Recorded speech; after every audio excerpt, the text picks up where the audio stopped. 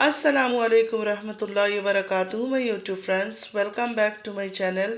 Hope कि आप लोग बिल्कुल ठीक ठाक है और आप सबकी दुआ से अल्हम्दुलिल्लाह मैं भी ठीक हूँ। और अल्लाह पाक से यही दुआ है कि आप लोग हमेशा सही सलामत रहें, खुश रहें अपने अपने घरों में अपने फैमिली के साथ। आमीन सुम आमीन। नमाज़ पढ़ा कीजिएगा, नमाज हम पर फ़र्ज़ है। आज हम बात करेंगे कोलकाता की ट्रेनी डॉक्टर जिनका रेप करके सेमिनार हॉल के अंदर बहुत ही क्रूरता से हत्या कर दिया गया था।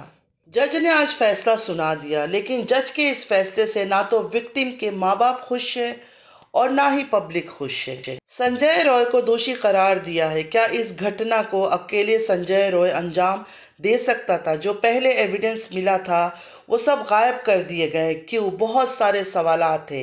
इनका जवाब कौन देगा? आप क्या ममता बनर्जी ये कहेगी कि वो सही थी क्योंकि सीबीआई ने भी यही फैसला किया, वही एविडेंस निकला जो कोलकाता पुलिस ने इनिशियल रिपोर्ट में दिया था। चलिए थोड़ा शुरुआत से जान लेते हैं ये सब कब शुरू हुआ। 9 अगस्त 2024 आरजेकर मेडिकल कॉलेज के 4th फ्लोर के सेमिनार हॉल के अंदर एक लाश मिलती है, ट्रेनी डॉक्टर अभया की।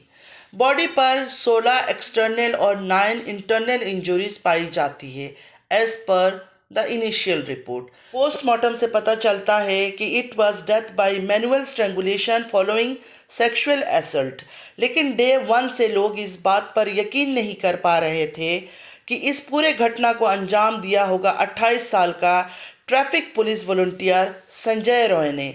जब अभया का डीएनए टेस्ट हुआ उसमें जो सीमेन का मात्रा पाया गया था वो एक आदमी का नहीं था, लेकिन अब उन सब बातों को दबा दिया गया है। आरजेकर मेडिकल कॉलेज के सेमिनार हॉल के अंदर जिस तरह से अभया का लाश मिला था, वो किस हालत में पड़ा हुआ था, आप सबको इस बात का पता होगा। बहुत सारे सवालात थे, लेकिन लगता है उन सवालों का जवाब कभी भी हमें नहीं मिलेगा। इस केस को डे 1 से पूरी तरह से दबाने की कोशिश की गई है, एविडेंस को छुपाया गया है, दबाया गया है। बाकी सबको बचाकर संजय रॉय को सामने खड़ा कर दिया और फैसला सुना दिया सियालदा कोर्ट ने। आरोपी संजय रॉय को उम्र कैद की सज़ा सुनाई गई है, 14 साल की नहीं, जब तक जिंदा रहेगा जेल में रहेगा। 2 दिन पहले 18 जनवरी को आरोपी संजय रॉय को दोषी करार दिया गया था और आज कोर्ट में उम्र कैद की सज़ा सुना दिया गया है। जब कोर्ट में जज दास ने संजय रॉय से कहा कि तुम इस पूरे मामले में गिल्टी पाए जाते हो, तुम्हें शनिवार 18 जनवरी को ही बता दिया था, तुम इसके बारे में क्या कहना चाहोगे? संजय रॉय ने कहा, मुझे बेवजह फ्रेम किया गया है, मैंने आपको पहले ही बताया था। और अपनी रुद्राक्ष की तरफ इशारा करते हुए, जो गले में इसने हार माला पहना हुआ था, बताता है मैंने ये रुद्राक्ष पहना हुआ है, अगर मैं ऐसा अपराध किया होता तो ये रुद्राक्ष मेरा टूट जाता और उसी जगह जहाँ क्राइम हुआ है वही एविडेंस के तौर पर आप लोगों को मिल जाता। संजय रॉय ने यह भी कहा जज दास से कि मुझे बोलने नहीं दिया गया, उन्होंने ज़बरदस्ती मुझसे कुछ पेपर साइन करवा लिया और मुझे बोलने का इजाज़त नहीं दिया। बस मेरे पास यही सब चीज़ें हैं जो आपने भी देखा है और मैंने आपको पहले भी बताया है।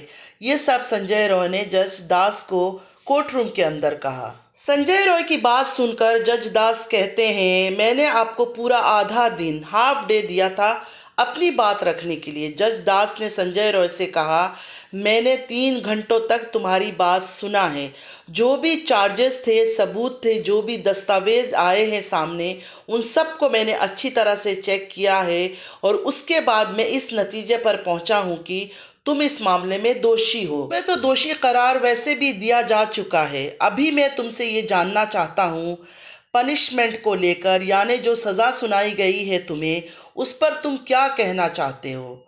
जज दास ने फिर संजय रॉय से पूछा कि क्या तुम अपने परिवार के टच में हो?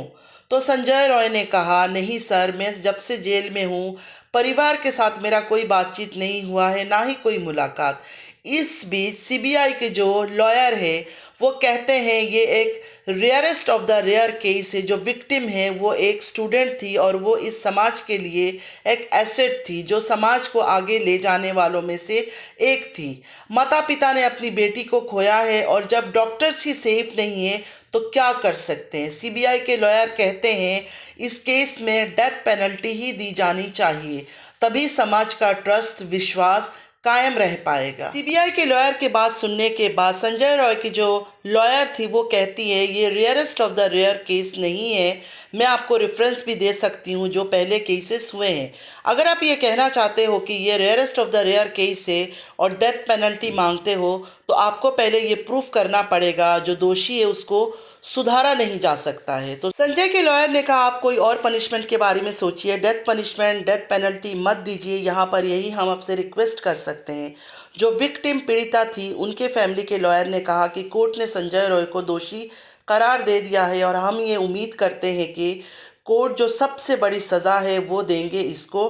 डेथ पेनल्टी अगर दी जा सकती है तो दी जानी चाहिए। उस लॉयर्स की बातें जब ख़त्म हो गई उसके बाद जज दास ने थोड़ा सा वक्त मांगा कि मैं जजमेंट तैयार करता हूं, तो आधा एक घंटे का ब्रेक लिया कि 2:45 पर हम दोबारा बैठेंगे और जजमेंट सुनाएंगे। तो 2:45 पर कोर्ट के अंदर जज दास आए और फैसला सुनाए। सजाए मौत तो नहीं सुनाया संजय रॉय को, उसको उम्र कैद की सज़ा दी गई है और 50,000 का पेनल्टी भी संजय रॉय पर लगाया गया है। मुआवजा की बातचीत चल रही थी लेकिन ट्रेनी डॉक्टर मुमिता के घर वालों ने साफ मना कर दिया, इनकार कर दिया मुआवजा लेने से।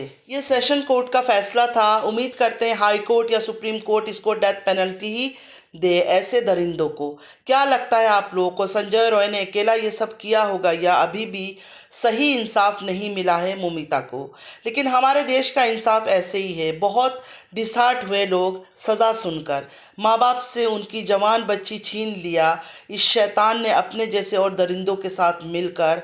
आप लोग क्या सोचते हो ज़रूर कमेंट में बताइएगा। ये है हमारा देश, बहुत मुश्किल है यहाँ इंसाफ मिलना। यहाँ सिर्फ पावर और पैसे का जोर ही चलता है। अभया के माँ बाप का दर्द कभी ख़त्म नहीं होगा, कभी उनको सुकून नहीं मिलेगा। अगर कल्प्रिट्स को सही सज़ा मिलती तो शायद थोड़ा उनको चैन मिल जाता, लेकिन गरीब माँ बाप की कोई अहमियत नहीं है हमारे महान देश में।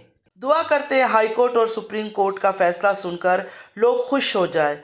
आज के फैसले से किसी को खुशी नहीं हुई है। तो आज के लिए इतना ही। उम्मीद है आज का वीडियो आप लोग को अच्छा लगा होगा। जैसे ही कोई न्यू अपडेट आएगा आप लोगों के साथ शेयर करूंगी।